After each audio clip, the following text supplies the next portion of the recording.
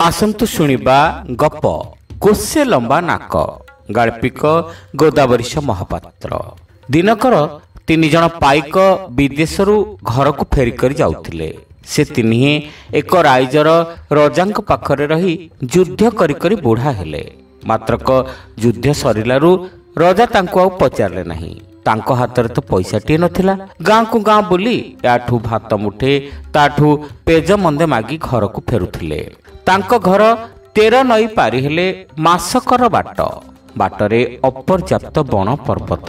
एक दिनकर तिनिहे भोक उपासरे जाऊ जाऊ एक अग्ना अग्नि वनस्तर जाई पशिले। सेठी तांकर बुद्धि बणा होईगला।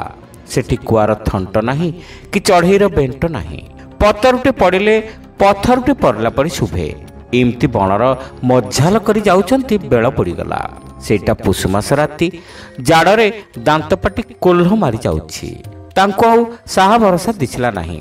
बिचरा बिचरी होई भारी संतर्पण रे गोटे ओस्त गछ मूल गदे निया जाली देई तिनिहे रहिले। मात्रकर एहा कले जे 2 जण जाक सोइले जणे तांको जगिकिर चाहि रहिबो। इमती करी 3 जण जाक जगिबे। से बनरे तो भारी बाघ भालू टिके कोठी खुड़किना हेले 3 जनकर बुकु धुड़किना पड़ुथाए। बाट चाली चाली तांकु तो बड़ हालिया लगुथिला। जणे जगिलारू आर 2 जण निश्चिंतरे निघोड़ निदरे घुंगुड़ी मारी सोइले। या उतारू कौन हेला ना से अंधार किटिकिटी बण भितरू गोटे बांगर बुढ़ा खंडे नाली टहटह बना तो घोड़े होई आसी पचारला, तमे ए बनरे किए कि हो? बुढ़ा पाइक कहिला, हाँ मु जने बाटोई। रजांक पई युद्ध करी करी मुंडरू बाळ पाचिला। एबे पेटकु दाना नाही। आउ 2 जण सांग हेटी मो पाखरे सोईचंती। तमे किए कि? इयाडे आसुन, एठी टिके बसी निया पोई करी जीव। बुढ़ा आसी निया गदा पाखरे बसिला। टिके सेकी हेला। कहिला, अच्छा भाई तमे तो मते एते अनुग्रह देखैल, मु तुमको कौन दे पारिबि कि? एई बनातट देउची नियो। सकाळ तम सांग उठिले देखैब। मने रखिथा ए बनातटी घोड़े होई तमे जाहा विचारिब ताहा हब। यह कही बुढ़ा दंडवतटीए होई चाहू चाहू बण भितर कुआड़े उभे गला। या उतारू आउ जनकर जगिबा पाଳି पड़िला। जी आग जगी थिला सी सोई पड़ू पड़ू से बुढ़ा बांगरटी फेर आउ थरे सेमती गोटे नाली बनात पिठिरे पकई लई लई करी बणरू बाहरिला। जाहार पाଳି सी ताकू भारी आदर डाकी आर जनक परी पाखरे बसैला। बुढ़ा कला बेले ताकू चम थळीटी दे कहिला, एई थळीटी नियो, एइटी हेउची सुना थळी। एथिरु तमे जिते सुना नब या सरीब नाही। यह कही करी से जेमती आसीथिला सेमती उभे गला। या परे पाहंतिया पहर को सभा शेष जनकर पाଳି पड़िला। ता बेलकू सेमती से बुढ़ा आसिला, पाखरे बसी निया पोइला। गला बेलकू मन खुशी रे ताकू गोटे बंशी दे कहिला, ए बंशीटीर भारी गुण। आकु धरी बजेला क्षणी दल दल होई कुआडू घोड़ा हाथी पाइक सैन्य आसी पाखरे जमा होई पड़िबे। गीत शुणी नाचिबे हसिबे। तमे जाहा कहिबो ताहा करिबे। सकाळ हेलारू सभे रातिरे किए कौन देखिथिले कुहाकुही हेले। आग जगुआली बनातटीए देखैला, पछ जगुआली बंशीटी बाहर कला। आउ आर जनक सुना थळीटी काढिला। से 3 तो पिलादिनरू सांग। सेठू विचारिले, आउ परुआ कौन? असरंती सुना थळी तो अछि, चलो राइजे राइजे बुली देखिबा। या उतारू से विदेश करी बाहरले। केते मुलक बुलिले, खाई पी मौज कले। इमती केते दिन गला। दिनकर तिनिहे विचारले, एथर गोटे घर कले केते दिन सुखरे रहन्ते। सेठू बना तो पाइला वाला कौन कला ना, बना तो घोड़े होई विचारला, एठी गोटे पक्का घर होई जा। ता पाटेरू कथा सरू न सरणरू ता आगरे गोटे दिव्य सुंदर पक्का घर ठिया होई गला। चारि पाखरे बगीचा, गाई गोरु पड़ियारे गोठ गोठ होई चरुथांती। सब जेमती हबार सेमती हेची। घर देखिबाकू रजा नर परि दिसुछि। एमती समय गोटे हाथी आसिला जे से तिनिंकी से घर द्वार मोहर नहीं पहुंचे देला। एहीपरि सेठी रही केते दिन गला। सबुदिन घरे रहिबाकू सेमानकू भल लागिला नाही। दिनकर बिचरा बिचरी हेले, चलो पाख राइज रजा पाखकू जाई तांको संगे देखा करिबा। या बिचारी हाथी घोड़ा चाकर बाकर सब सजबाज कर बाहरिले। से राइज रजांकर गोटे बोली झील ता ना सरग चांद। रजा भारी स्नेही लोक ए तीन को आदर नहीं अच्छा संभावना कले। विचारले एथिर जनक हाथ में झील को देवी जे मो अंते से राजा हेब। एक दिनकर कौन है ना जो पाइकठारे सुना थलीटी थिला से जेमा पाखरे बसी कथा हेउची जेमार आखि पड़िला से थली उपरे। पाइक सेठू कथा को मारे दे बाहरी आइला। मात्र जेमा तो एक असुरुणी सी सिना माया मनीष रूप घेनी रजा घरे जन्म होईची एक कथा रजा राणी केही हेले जानती नाही। तीन पाइक जाक नर को अइला दिनु कहा पाखे कौन अच्छी जेमा जानी थाए। से दिनक गला इने जेमा कौन कला ना पाइक जेमती थलीटे से अनुरूप आउ एक थली तैयारी करेला। पाइक तो जाने नहीं इमती असुरुणी बोली से ता आर दिन जेमा ताकू नर को डकैलारू से गलारू जेमा ताकू केते आदर रे खाइबा को पीवा को देला। आउ कौन कला ना गोटे की मोदक देइथिला जे ताकू खाइदेले निघोर निद आसीबो। पाइक जीभरे मोदक बाजिलारू से असकतिया होई बसिथिबा पलंग ऊपर सोईगला। एमती केते समय पर जेमाता अंटारू सोना थलीटी फिटे नहीं आर थलीटी बांधिदेला। पाइक एसबू किछि जानी पारला नहीं। सकाळु सकाळु तिनिए रजा घरू मेलाणी घेनी घर को आइले। आसी मझिया पाइक थली दरांडे तो मुणी रे आउ बेसी सुना बाहरिला नहीं कि थली आउ भर्ती हैला नहीं। तार सेठू काली कथा मन पड़ीगला। जेमा तो पचारुथिला से एका एहा करिछि से कही भो भो होई कांदिला। केते मुंड बाड़ेला कोड़ी कचाड़ी हैला हेले कौन हेबो गला कथा तो गलानी। जे पाइक पाखरे बना तो थिला से कहिला एथि केड़े चिंता रह मु सबु सज कर देउची। या कही से जेमती विचारला सेमती जाई जेमा महल दुआरे पहुंची गला। गला बेलकू जेमा कौन करुची ना एका लयरे थली सुना काढ़ी गणिबार लागिछि। मुह टेकी देखिलारू पाखरे पाइक सी तो एका बेलके अतर्छ पाटी कला चोर चोर धाई आस। पाटी शुणी लोक माने चारियाडू धाइले। या देखी पाइकर बुद्धि हजिगला। तार तो फटा कपाल सी जेबे विचार देइथांता मु घर को जीवी तेबे जाई आखि पिछुड़ा के घरे पहुंची जाइथांता हेले तार सेतक बुद्धि पटिला नाही। भୟରେ धाई धाई पळेबो बोली गोटे पंजर बाटे आर आड़ को डेई पड़िला बेलकू बनातटा लागिगला जे लोक पड़ी ताकू धरी देले। रजा तो ताकू चिन्हंती आउ कौन करिवे कि ताठू सेई बनातटी छड़े रखी छाड़ी देले। पाइक कान मुंडा आउंसी आउंसी मुह सुखी जाइछि थोड़ा ओहଳି पड़छि सके सके घर को आसिला। या देखी जो पाइक पाखरे बंशीटी थिला से कहिला आउ कांदी बबेले कौन हबो भाई थिर हुओ मु एई लागे सब घेनिकरी आसुची। यह कही से जेमती बंशी बजे देछि सेमती दल को दल अकलंती सैन्य पाइक हाथी घोड़ा रथ आसी ता पाखरे जमा हो गला। सी आगे आगे चाली चाली हुकुम देला आस से रजा नर को भांगी चूना करदबा। सभिए गले रजा नर घेरी रहिले आउ काहारी अख्तियार रहिला नहीं जे नर भितर बाहर को आसीबो। पाइक सेठू रजा पाखकू कही पठेला तम जेमा आमर थली आउ बना तो फेरई न देले आखि पिछुड़ा के ए राइज धूली करे उड़ेई देबी। रजा तो ए सब रहस्य जानती नहीं। गले जेमा को सब कथा कहिले। जेमा कहिला हौ मु आग थरे देखे तांको न पारिले सिना फेरई देबी। या कहि से कौन कला ना राति हेलारू खंडे चिरा लेंगड़ा दरभा पिंधि भंगा टोकेटी काखई बाल भुरु भुरु उड़ुची कोली बिकिबो बोली पाइक माने जेउ घर थिले सेठाकू गला। सकाळ उठी या द्वार को ता द्वार हैला सेठू ठाए ठाए बसी गीत बोलिला। एमिति गीत बोलिला जे से गीत काही नथिबो जेमिति कि बीणा स्वर। जेते जुआड़े सैन्य सामंत थिले समस्ते आसी ताकू घेरी बसिले। आउ गोटे गा कही ताकू उच्छन करि पकाइले। शेषकू जो पाइक पाखरे बंशीटी थिला सी शुणिबाकू आसिला। सी आउ चिन्हि पारला नाही जे ये जेमा यार सांगे सबु अदौत। जेमा ताकू चिन्हि गलानी। से आगरू विचार की सांगरे जने दासी नहीं थिला।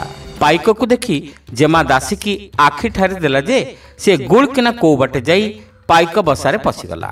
पाइक बंशीटी अलुगुणी रे ओहळेई देइथिला। ଦାସୀ ସେଇଠିକି କାନି ତଳେ ଯାକି ଫେରେ ଜେମା ପାଖକୁ ଫେରି ଆସିଲା। କେହି ଏକଥା ଜାଣିପାରିଲେ ନାହିଁ।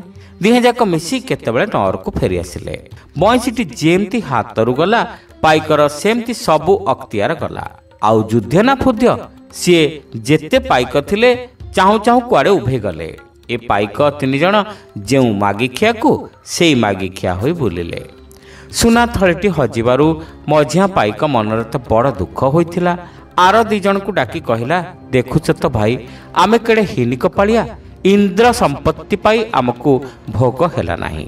ଆମ ଜୀବନରେ ଆଉ କ'ଣ ଅଛି ଯେ? ଚାଲ ଏଣିକି ଯେଝା କପାଳ ଧରି ଯେ ଯୁଆଡ଼େ ଯିବା। ଏ କଥାକୁ ଆର 2 ଜଣ ନ ମଙ୍ଗି ଏକାଠି ଗଲେ। ଏ ଜଣକ ମନ ଦୁଃଖରେ ଗୋଟିଏ ଗୋଟିଏ ଚାଲି ଚାଲି ଆଉ ଏକା ବାଟରେ ଗଲା। ଯାଉ ଯାଉ ବାଟରେ ପଡ଼ିଛି ଅଗ୍ନା ଅଗ୍ନି ବନସ୍ତ। ତାର ମନ ତ ଗଲା କଥା ଭାବି ଦହଗଞ୍ଜ ହେଉଛି। ତାକୁ କ'ଣ ଆଉ ବାଟ ଦୁଶୁଛି ନା ଘାଟ ଦୁଶୁଛି? ସନ୍ଧ୍ୟା ହେଲା ବେଳକୁ ସିଏ ଯାଇ ବଣ ମଝିରେ ଯେଉଁଠି ସେଇ ବୁଢ଼ା ବାଙ୍ଗରକୁ ଦେଖିଥିଲା, ସେ ପାଖାପାଖି ହେଲାଣି। ତାକୁ ତ ବଡ଼ ଅସ୍କତିଆ ଲାଗୁଥିଲା। ଅନ୍ଧାରୁଆ ହୋଇ ଆସିବାରୁ ସେ ଗୋଟେ ଗଛ ମୂଳରେ ବସିଲା। ବସୁ ବସୁ ସେଇଠି ତାକୁ ନିଦ ଲାଗିଗଲା ଯେ ତାର ଆଉ ଚେତା ରହିଲା ନାହିଁ। ତାର ନିଦ ଭାଙ୍ଗିଲା ବେଳକୁ ସକାଳ ହୋଇ ଖରା ଚାରିଆଡ଼େ ପଡ଼ିଗଲାଣି। ସେ ଉଠିଲା, ତାର ପେଟ ଖାଲି ଭୋକରେ ଜଳୁଛି। ବାସ୍ ଚାରିଆଡ଼କୁ ଆଖି ବୁଲେଇଲା, ଦେଖିଲା ଗୋଟେ ଗଛ ମୂଳରେ ଶଗଡ଼େ ଜାମୁକୋଳି କଳା ମଚମଚ ହୋଇ ପାଚି କରି ରହିଛି। ଏମିତି ଏଡ଼େ ଏଡ଼େ କୋଳି ଯେ ଟିପ ବାଜିଲେ ଫାଟିଯିବ ପରା। ଇଏ ସେଠୁ ଧରପଡ଼ ହୋଇ ଉଠି ଗଲା। ପାଖରୁ ପୁଞ୍ଜେ ତୋଳି ଆଣି ଆଗ ଖାଇଲା। ଗୋଟେ ଖାଇଲା, ଯୋଡ଼େ ଖାଇଲା, 3ଟି ଖାଇଲା। ଆଉ ଗୋଟେ ଖାଇଲା ବେଳକୁ କ'ଣ ହେଲା ନା, ତା ପାଟି ଆଗରେ ଆସି କ'ଣ ଗୋଟେ ହାବୁଡ଼ିଲା। ସେ ହାତ ଆଉ ପାଟିକି ଗଲା ନାହିଁ। ସିଏ ତ ଡେବିରି ହାତରେ ଦଣ୍ଡାଣ୍ଡିଲା, ଦେଖିଲା ତା ନାକୁଟା ଲମ୍ବା ହୋଇ ବଢ଼ି ଯାଇଛି। ଦେଖୁ ଦେଖୁ ତାର ନାକ ବଢ଼ିଲା ଯେ ବଢ଼ିଲା। ପାଟି ଡେଇଁ ବୁକୁ ଉପରକୁ ଆସି ଓହଳି ପଡ଼ିଲା। ସିଏ ତ ପାଟି କରି କରି ଡାକିଲା, ହେ ଠାକୁରେ, ହେ ଜଗନ୍ନାଥେ, ହେ ଲୋକନାଥେ, ଫୁଲ ଚଢ଼େଇବି, ମାଳ ଚଢ଼େଇବି କହି କାନ୍ଦୁଛି। ସେତେବେଳକୁ ତା ନାକ ଆସି ତଳେ ବାଜିଲାଣି।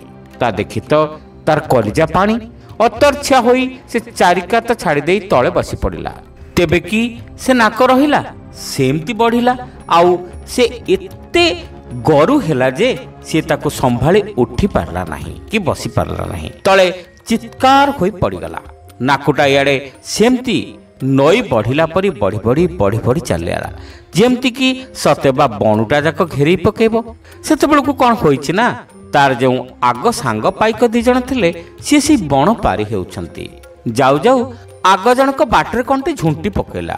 ଉଠିକରି ଦେଖେ ତ ବର ସିଅ ପରି କ'ଣ ବଡ଼ୁଟେ, ତାର ଏ ମୁଣ୍ଡ ନାହିଁ କି ସେ ମୁଣ୍ଡ ନାହିଁ, ଭିତରଟା ଫମ୍ପା, ଚିପିଲେ ଲତ ଲତ ହେଉଛି। କହିଲା, ଇଏ ତ ବଡ଼ ଅଘଟଣ କଥା। ଗୋଟେ ନାକ ପରି ତ ଇଏ ଦିଶୁଛି। ଚାଲ ଏଇଟା ଯେଉଁଠୁ ବାହାରିଛି ସେଇଠିକି ଯିବା।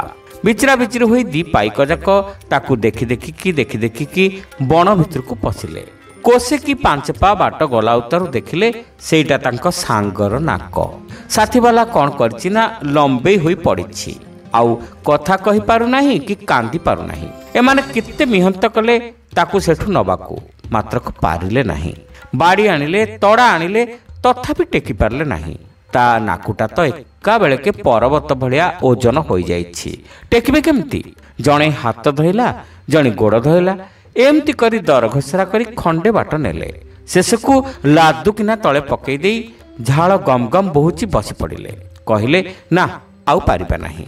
ସେହି ସମୟରେ କାହାର ଗୋଟେ ପୋଷା ଗଧ ସେଇ ବାଟେ ବଣ ଭିତରକୁ ପଳାଉଥିଲା। ତାକୁ ଆଗୁଳି ଆଣି ତା ପିଠିରେ ଲଦିଲେ ନବାକୁ। ଗଧ ପରା ଯିବ, ଭାର ବୋହିବାକୁ ଜନ୍ମ। ହେଲେ ଲଦି ଦେଲାରୁ ତା ପିଠିଟା ଭୁଇଁକି ଲସି ଯାଉଥାଏ। ଅଳ୍ପ ବାଟ ଯାଇଛନ୍ତି, ସିଏ ମଲା ସରିକି ହେଲା। ତାକୁ ସେଠୁ ଫିଟେଇ ଦେଇ ଦିହେଁ ଥକ୍କା ମାରି ବସି ପଡ଼ିଲେ। ସେହି ସମୟକୁ କ'ଣ ହେଲା ନା, ସେଇ ଯେଉଁ ବୁଢ଼ା ବାଙ୍ଗର ରାତିରେ ଏ 3ଙ୍କୁ ବନାତ ହେରିକା ଦେଇଥିଲା, ମୁର୍କି ହସା ଦେଇ ବଣ ଭିତରୁ ବାହାରିଲା। ପଚାରିଲା, କି ହୋ, କ'ଣ କରୁଛ କି? ଏ 3 ଜଣ ଯାକ ତାକୁ ଚିହ୍ନିଲେ। ପାଖକୁ ଡାକି ଆଦ୍ୟରୁ ପ୍ରାନ୍ତ ଯାଏ କଥା ହେଲେ। ସିଏ ସେଠୁ କହିଲା, ହଉ ହଉ, ମୁଁ ଆକୁ ଭଲ କରିଦେବି କହି ପାଖରେ ଗୋଟିଏ କମଳା ଗଛ ଥିଲା, ସେଥିରୁ ଗୋଟେ କମଳା ଆଣି ସେଇ ବଡ଼ ନାକୁଆଟାକୁ ଯେମିତି ଖାଇବାକୁ ଦେଲା, ତା ନାକୁଟା ସେମିତି ଆଗ ପରି ସାନ ହୋଇଗଲା। ଏହାପରେ ସେ ସେଇ 3 ଜଣ ଯାକକୁ ବସେଇଲା। କହିଲା, ତମେ ମାନେ ବହୁତ ବୁଲିଲଣି, କେତେ ହଟହଟା ହେଲଣି। ହଉ ଏବେ ନିଅ ଏ କମଳାରୁ ପୁଞ୍ଜେ ଆଉ ଜାମୁ କୋଳିରୁ ପୁଞ୍ଜେ। ଜାମୁ ଯାହାକୁ ଖୁଆଇଦେବ ତା ନାକୁଟା ଏମିତି ବଢ଼ିଯିବ, ଆଉ କମଳା ଖୁଆଇଦେଲେ ଛିଡ଼ିଯିବ। ତମେ ସିଧା ସିଧା ସେଇ ରାଜଜେମା ସରଗ ଚାନ୍ଦ ପାଖକୁ ଯାଅ। ତାକୁ ଜାମୁରୁ ଗୋଟେ ଖୁଆଇଦେବ ଯେ ୟାର ଯେମିତି ନାକ ବଢ଼ିଥିଲା ତାର ସେମିତି 20 ଗୁଣ ବଢ଼ିଯିବ, ଛୁଞ୍ଚି ପରି ସରୁ ହୋଇଯିବ। ତାଠୁ ତମେ ଯାହା ଆଣିବା କଥା ସେତିକି ବେଳେ ଆଣିପାରିବ। ଏହା କହି ସେ କୁଆଡ଼େ ଉଭେଇ ଗଲା। ଯେଉଁ ପାଇକର ନାକ ବଢ଼ିଥିଲା ରଜା ଘରକୁ ସିଏ ଯିବ ବୋଲି କଥା ହେଲା, କାହିଁକିନା ସିଏ ସବୁ କଥା ଅଙ୍ଗେ ଲିଭେଇଛି। ଆର 2 ଜଣକ ରହିଲେ। ଦିନେ ସିଏ ଏକ ମାଳି ବେଶ ପକାଇ କଳା ମଚମଚ କୋଳି ଗୁଡ଼ିଏ ପାଚିଆରେ ଧରି ରଜାଙ୍କ ପାଖରେ ପହଞ୍ଚି କହିଲା, ମଣିମା, ବହୁ ଦୂରରୁ ମୁଁ ଏ କୋଳି ଆଣିଛି। ଏମିତି କୋଳି ଆଉ କୋଉଠି ଦେଖାଯିବନି। ରଜା ଦେଖିଲେ ସତକୁ ସତ ବଡ଼ ବଡ଼ କୋଳି ହୋଇଛି। ଯିଏ ଦେଖିଲା ତା ପାଟିରୁ ଲାଳ ବୋହିଲା। କେତେ ଗରାଖ କିଣିବାକୁ ଆସିଲେ, ମାତ୍ରକ ମାଳି ସମସ୍ତଙ୍କୁ ଫେରେଇ ଦେଲା ଏବଂ କହିଲା, ଆକୁ ମୁଁ ଜେମାମଣିଙ୍କ ପାଇଁ ଆଣିଛି, ଆଉ କାହାକୁ ଦେବି ନାହିଁ। ଜେମା ଏହା ଶୁଣିଲା କ୍ଷଣି ଦାସୀକି ପଠେଇ ମୂଲ ଦେଇ କୋଳି ଯାକ କିଣିନେଲା। ତାପରେ କ'ଣ ହେଲା ନା, କୋଳି ତ ଖାଲି ପାଚି କରିଥିଲା। ଜେମା ଦେଖିଲା କ୍ଷଣି ପାଟିରେ ପକେଇଦେଲା। ଖାଇ ଖାଇ 4ଟା ଖାଇଲା ବେଳକୁ ତା ନାକୁଟା ବଢ଼ିଲା ଯେ ଆଉ ଏମିତି ସେମିତି ନୁହଁ, ନଈ ସୁଅ ପରି ବଢ଼ି ଚାଲିଲା। ଜେମା ତ ଖାଲି ବୋପାଲୋ ମାଲୋ ପାଟି କରୁଥାଏ। ତେଣେ ନାକ ବଢ଼ି ବଢ଼ି ଘର ପଞ୍ଜର ନଅର ବଗିଚା ସିଂହଦ୍ୱାର ଡେଇଁଲା। ସେଠୁ ଗଲା ସାହିକି ସାହି ହୋଇ କୁଆଡ଼େ ଗଲା ତା କେହି କଳି ପାରିଲେ ନାହିଁ। ରଜାଙ୍କ ମନରେ ଛନକା ପଶିଲା। ଗୋଟିଏ ବୋଲି ଝିଅ, ମୁଲକ ଯାକ ଡେଙ୍ଗୁରା ଦିଆହେଲା। ଯିଏ ଜେମାର ଏଇ ରୋଗକୁ ଭଲ କରିଦେବ ସିଏ ସୁନା ରୂପା ହାତୀ ଘୋଡ଼ା ଯେତେ ଯାହା ଲୋଡ଼ିବ ସେ ପାଇବ। କେତେ ବୈଦ ଆସି ଦେଖିଲେ, ଜ୍ୟୋତିଷ ଆସି ଜାତକ ଦେଖିଲେ, ହେଲେ କେହି ଭଲ କରିପାରିଲେ ନାହିଁ। ଶେଷକୁ ସେଇ ବୁଢ଼ା ପାଇକ ବୈଦ ବେଶ ପକାଇ ରଜାଙ୍କ ପାଖକୁ ଗଲା। କହିଲା, ମୁଁ ଆସିଛି ମାସକ ବାଟର ରାଇଜରୁ, ମୁଁ ଏଇ ଲାଗେ ଏ ରୋଗକୁ ଭଲ କରିଦେବି। ସିଏ ତ ଏତେ ନାଟ ଲଗେଇଛି, ଭଲ କରି ଭାବୁଥାଏ, ମନେ ମନେ ଭାବୁଥାଏ ରାକ୍ଷାସୁଣୀକି ଆହୁରି କଷ୍ଟ ଦେବି। ସାଙ୍ଗେ ସାଙ୍ଗେ ଜାମୁ ପୁଞ୍ଜେ ଛେଚି ଦୋରୁଅ ଟିକିଏ ନେଇଥାଏ। ରାଜା ତାକୁ ନଅରକୁ ପଠେଇ ଦେଲେ। ସେ ଗଲା, ଜେମାର ନାକ ଦେଖିଲା, ନାଡ଼ି ଚିପିଲା। ଅଇଲା ବେଳକୁ ସେଇ ଜାମୁ ଦୋରୁଅରୁ 4 ଟୋପା ଦେଇ କହିଲା, କାଲିକି ମୁଁ ଆସିବି। ଜେମା ତ ଅସୁରୁଣୀ, ଆଗତ ଭବିଷ୍ୟ କଥା ଜାଣିପାରେ। ମାତ୍ର ଜାମୁ ଖାଇଲା ଦିନୁ ତାର ସେ ବୁଦ୍ଧି କୁଆଡ଼େ ଲୋପ ପାଇଗଲା। ସିଏ ଘର ମଣିଷକୁ ବି ଭଲ କରି ଚିହ୍ନି ପାରିଲା ନାହିଁ, ଆଉ ବୈଦକୁ ଚିହ୍ନିବ କ'ଣ? ସିଏ ଯାହା ଦେଲା ଇଏ ଖାଇଗଲା। ଜାମୁ ଖାଇକରି ତ ଏତେ ନାଟ, ତା ଓଠରେ ସେଥିରୁ ଆଉ ପାନେ ପଡ଼ିବାରୁ ନାକ ଭଲ ହବ କ'ଣ, ଆହୁରି ବେଗରେ ବଢ଼ିବାକୁ ଲାଗିଲା। ଆର ଦିନ ପାଇକ ସାଙ୍ଗରେ କମଳା ରସ ଚିପୁଡ଼ିକିରି ଆଣିଥିଲା। ଜାଣିଲା ପରି ଇଆଡ଼ୁ ସିଆଡ଼ୁ ରୋଗର ଉପସର୍ଗ ଦେଖି ସେଥିରୁ ଟୋପାଏ ମାତ୍ର ଦେଲା। ସେ ରାତିକି ଜେମାକୁ ଟିକେ ଭଲ ଲାଗିଲା। ପାଇକ ଆର ଦିନ ଆସି ଜେମାକୁ ଆହୁରି ଭୟ ଦେଖାଇବା ପାଇଁ ଆଚ୍ଛା କରି ଆଉ ପାନେ ଜାମୁ ଦୋରୁଅ ଦେଲା। ସେ ନାକ ଯାହା ଥିଲା ରାତିକ ଭିତରେ ତାର 10 ଗୁଣ ବଢ଼ିଗଲା ପରି ହେଲା। ରାତି ପାହିଲା ବେଳକୁ ରଜାରାଣୀ କାଉଳି ହେଲେ। ପାଇକ ସେମିତି ସକାଳକୁ ଆସିଲା, ହାତ ଦେଖିଲା, ଏକୁଟିଆରେ ଜେମାକୁ କହିଲା, ମତେ ଲାଗୁଛି ତମେ କେବେ କାହାର ଜିନିଷ ଚୋରେଇ ଆଣି ରଖିଛ କି? ଜେମା ଏ କଥା ଶୁଣି ପାଇକ ଉପରେ ରାଗିଲା ନାହିଁ, ନାସ୍ତି କଲା। ପାଇକ କହିଲା, ହଉ ନାହିଁ କଲେ କର, ମାତ୍ର ଜାଣିଥାଉ ଯେ ସେ ଜିନିଷ ଫେରେଇ ନଦେଲେ ଏ ରୋଗରେ ମରିବ। ଏହା କହି ପାଇକ ଯାଇ ରଜାଙ୍କୁ ସବୁ କଥା କହିଦେଲା। ରଜା ଜେମା ପାଖକୁ ଆସି କେତେ କଅଁଳେଇ ସଅଁଳେଇ ତାକୁ କୁହାପୋଛା କଲେ। ମା ମୋର, ଧନ ମୋର, ସେ ବନାତ ଥଳି ବଇଁଶୀ ପାଖରେ ରଖିଛୁ କାହିଁକି, ଫେରେଇ ଦେ।